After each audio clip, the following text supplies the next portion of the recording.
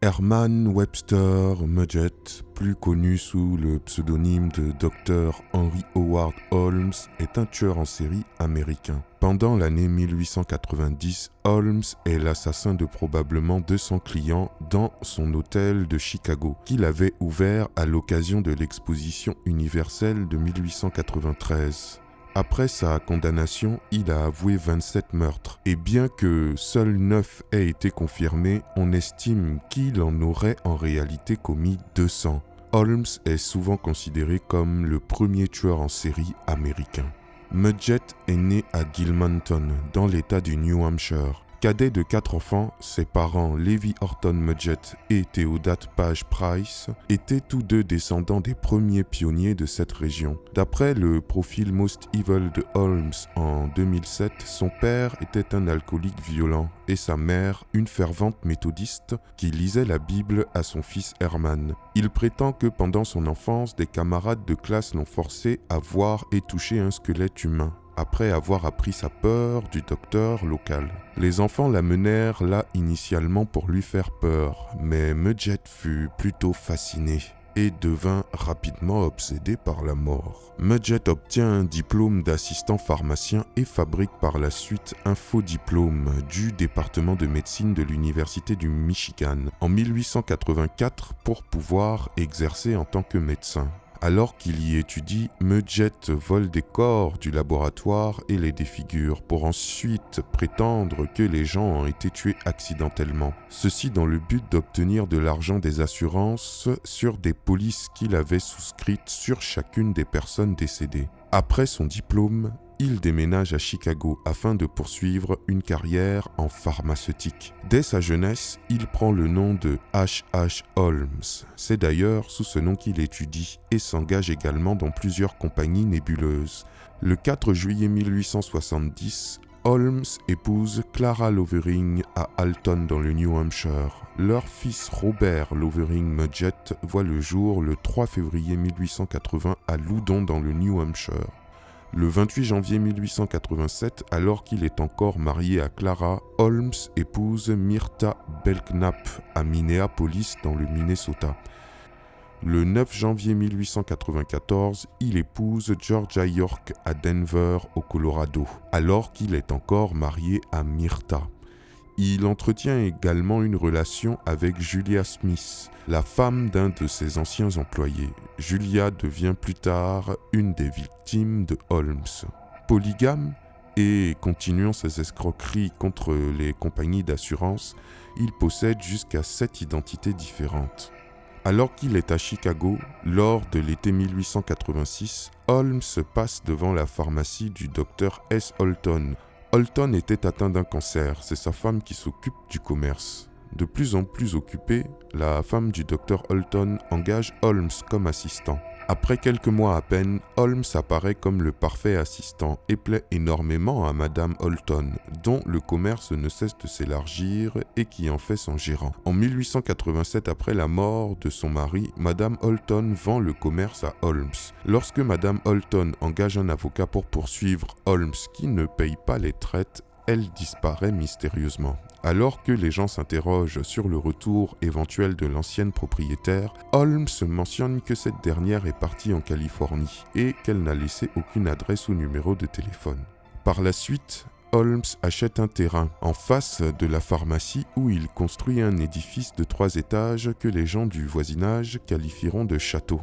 Cet édifice s'ouvre en tant qu'hôtel pour l'exposition universelle de 1893, avec une partie de la structure utilisée à des fins commerciales. Le rez-de-chaussée du château comprend la pharmacie relocalisée de Holmes et une série de magasins, alors que les 2 étages du dessus abritent le bureau de Holmes, ainsi que plus de 100 chambres sans fenêtres avec des portes s'ouvrant sur des murs en briques.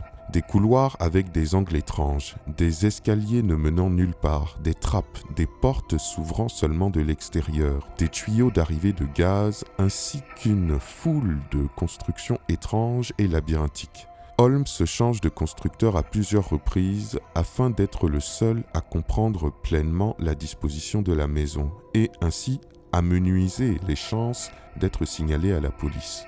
Après la fin de la construction de l'hôtel, Holmes choisit ses victimes, principalement des femmes, parmi ses employés. Plusieurs d'entre eux avaient d'ailleurs été obligés de sortir leur police d'assurance vie pour lesquelles Holmes allait payer la prime et ainsi devenir le bénéficiaire. Ces victimes incluent aussi des amis de cœur, ainsi que des touristes qui venaient trouver refuge dans l'hôtel. Holmes les torture puis les tue. Certaines des victimes sont enfermées dans des chambres insonorisées, munies de lignes de gaz, ce qui permet à leur assassin de les asphyxier à n'importe quel moment.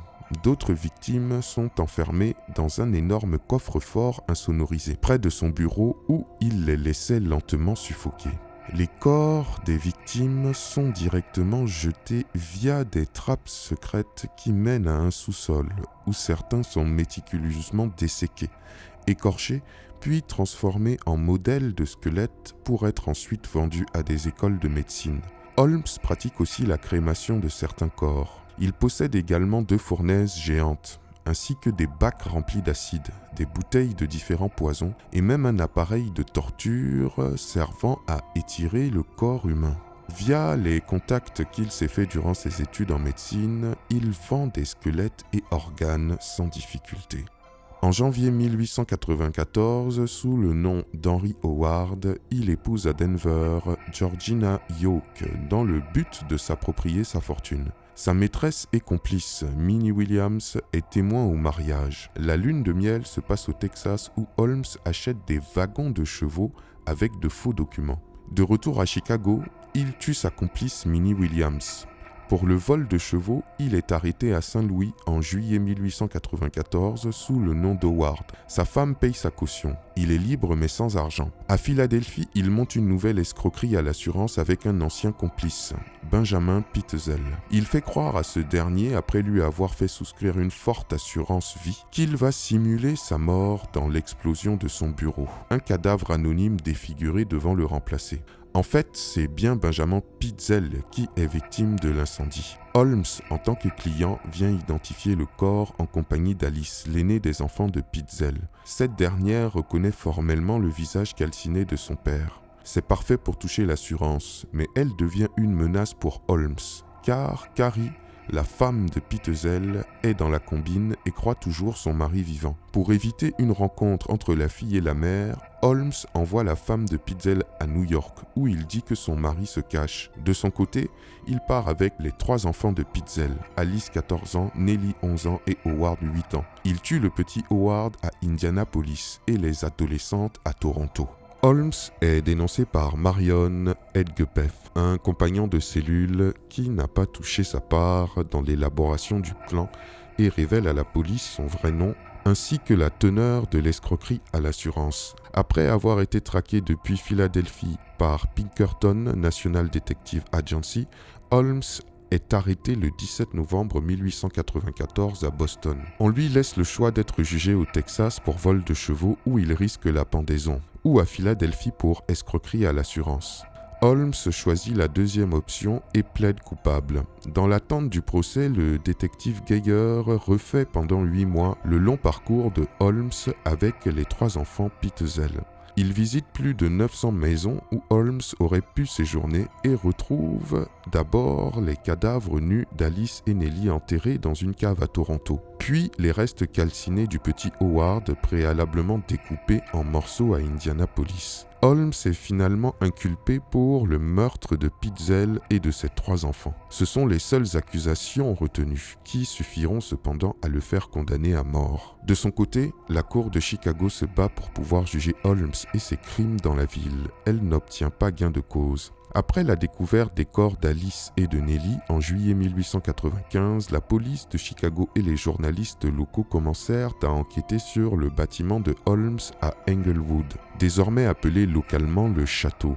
Par la suite, le gardien du château informe la police qu'il n'a jamais été autorisé à nettoyer les étages supérieurs. Les enquêteurs commencent à mener des investigations pour finalement découvrir les méthodes d'exécution de Holmes et sa façon de faire disparaître les corps. Le 19 août 1895, un incendie d'origine inconnue ravage le bâtiment.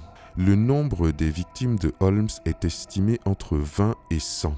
avec une possibilité de 200. Sur la base des rapports de l'époque sur les personnes disparues, les témoins interrogés, qui sont les voisins de Holmes, ont déclaré avoir vu Holmes plusieurs fois accompagné de jeunes femmes qu'ils n'ont jamais vu ressortir de chez lui. L'incertitude sur les chiffres de ces victimes est attribuée à l'exposition universelle de 1893 à laquelle un grand nombre de personnes sont venues assister, mais qui, pour certaines, ne sont jamais reparties. Selon la police de Chicago, le nombre exact est de 27 victimes, bien que les corps retrouvés étaient dans un tel état de démembrement et de décomposition qu'il est difficile d'évaluer avec exactitude le nombre de victimes.